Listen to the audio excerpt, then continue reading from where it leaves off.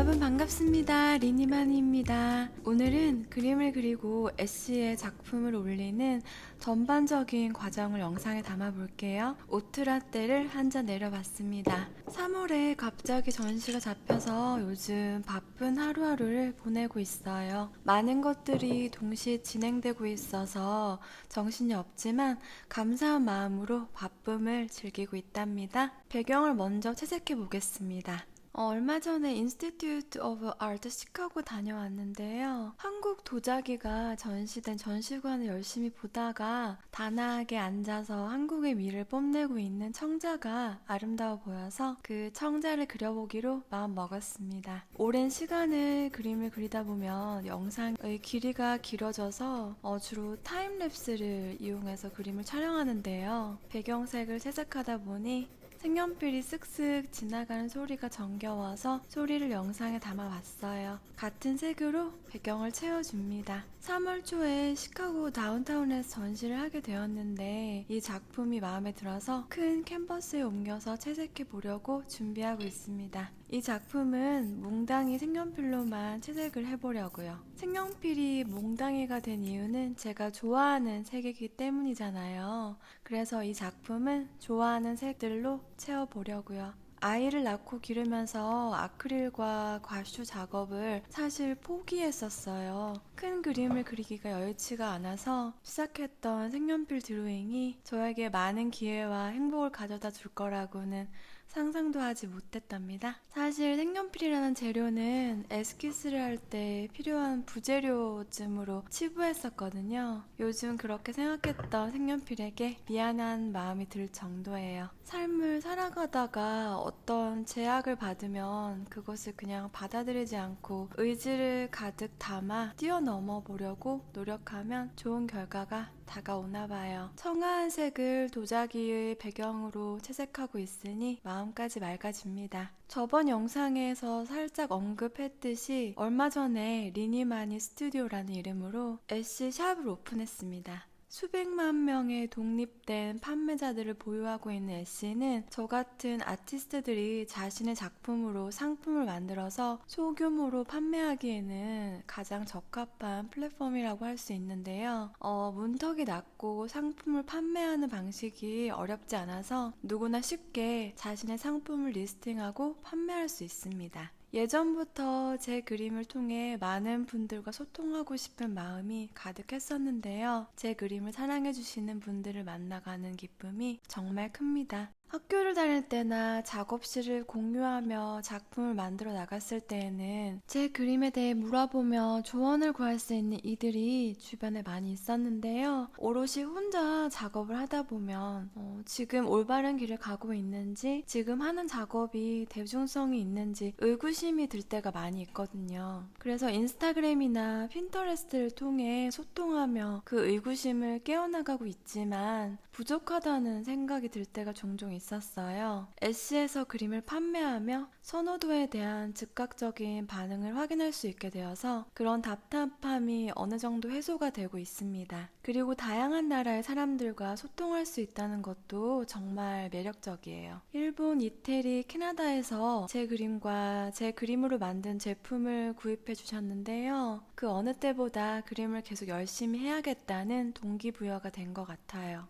21년 4월부터 애쉬에서 한국 판매자 신규 개설을 제안하고 있어서 아쉽지만 미국이나 다른 나라에 계시는 분들이라면 꼭 도전해 보시라고 말씀드리고 싶습니다. 작년 연말에는 제 그림으로 만든 패브릭 달력을 판매해서 적당한 수입을 올렸고 제 그림으로 만든 티 코스터를 지금 제작하고 있습니다. 곧 애쉬샵에서 판매될 예정이니 다음에 티 코스터 제작 과정도 영상에 담아 볼게요. 많은 분들이 제 작품을 사랑해 주시는 그날까지 꾸준히 리스팅 해보려고요. 도자기를 거꾸로 돌려서 윗부분을 채색해 보겠습니다. 새해 초반에 그린 그림이어서 해, 나무, 잎 등 새로움을 의미하는 것들을 담아봤어요. 색도 조금 밝게 표현했습니다. 도자기를 다 그린 후에 애쉬에 리스팅하는 방법을 알려드릴게요. 이제 모든 면은 색으로 다 채워졌고 세부적인 부분만 묘사하면 끝입니다. 청자 그림이 완성되었습니다. 다나움 속에 화려한 사물들이 자신을 뽐내고 있네요. 이제 그림이 다 그려졌으면 그림을 스캔합니다. 사실 디지털 드로잉을 해서 바로 출력하면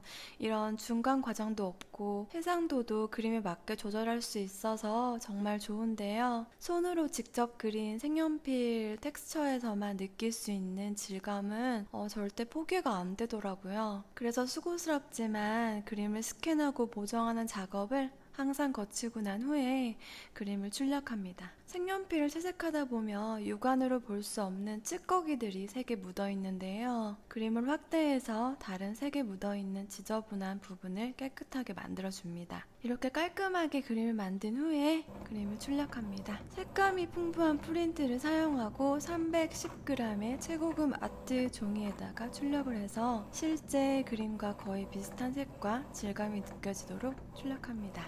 출력된 작품을 예쁘게 사진을 찍고 SC에 리스팅 해볼게요. 리니마니스튜디오.sc.com에 들어갑니다. 현재 총 22개의 리스팅이 있고 카테고리를 나눠서 관리하고 있어요. 동물 그림은 동물끼리, 패브릭 제품은 패브릭끼리 나눠놨습니다. 설정에 들어가서 리스팅을 눌러줍니다. 처음에 제품에 대한 사진을 올리는 곳이 뜨죠. 보통 여러 각도에서 사진을 찍고 올리는 것을 권장하는데 그림과 같이 입체적이지 않은 제품들은 전체 설정샷과 세부적인 샷 몇 개만 올려줘도 괜찮아요. 저는 보통 3장에서 5장까지 사진을 올립니다. SC에서 새로 생긴 기능 중에 하나가 이 비디오 기능인데요. 5초에서 15초 사이에 짧은 영상을 업로드할 수 있는데 다양한 연출을 통해 자신의 제품을 더욱 잘 홍보할 수 있게 도와주는 기능입니다. 저는 주로 작품의 제작 과정을 비디오에 담아서 올려요. 그리고 제품의 제목을 적어주시면 됩니다.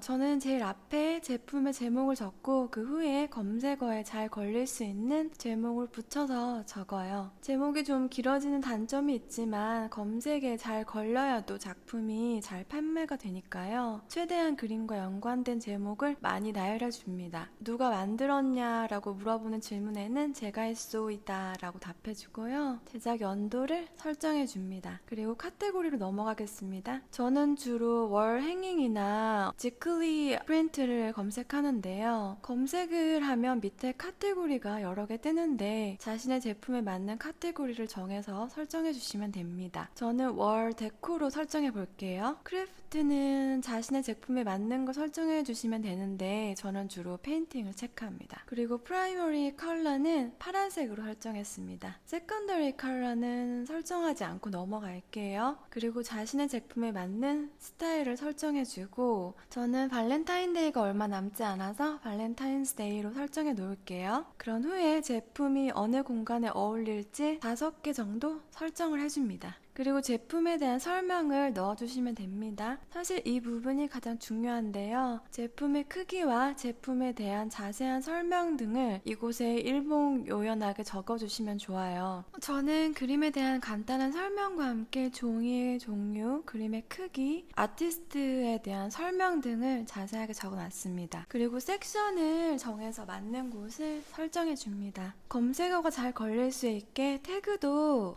적당히 넣어줘요. 매트리얼스는 보통 코튼 100% 종이에다가 프린트를 해서 출력하거든요. 코튼 페이퍼라고 적어줄게요. 가격을 정한 후에 스탁에 들어있는 제품의 개수를 설정해줍니다. 저는 주문이 들어오면 그때그때 프린팅을 해서 판매하고 있는데요. 기본으로 50개를 설정해서 넣어줬어요. 이 부분이 중요한 부분인데요. 그림을 판매할 때 다양한 크기로 판매하고 싶으신 분들은 이 기능을 적극적으로 이용하면 좋습니다. 저는 그림의 사이즈에 따라서 가격을 책정했기 때문에 사이즈를 클릭할게요. 사이즈를 설정하고 미국 사람들이 주로 쓰는 단위인 인치를 설정합니다.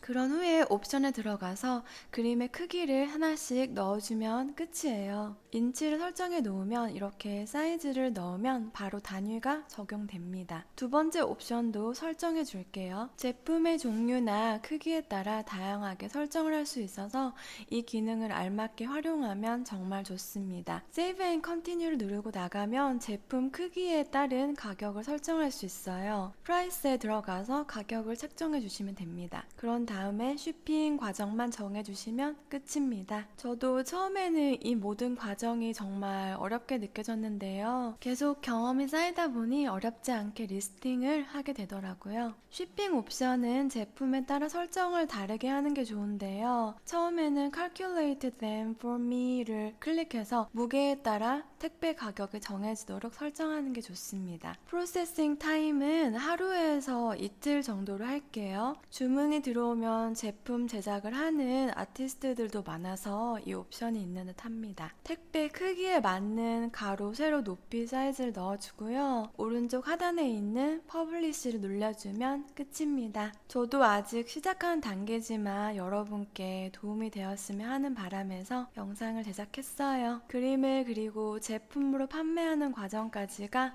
생각보다 어렵지 않죠? 여러분도 꼭 도전해 보셨으면 하는 바람입니다. 영상 끝까지 시청해 주셔서 감사합니다. 다음에 또 새로운 영상으로 찾아뵐게요. 다음 영상에서 다시 만나요.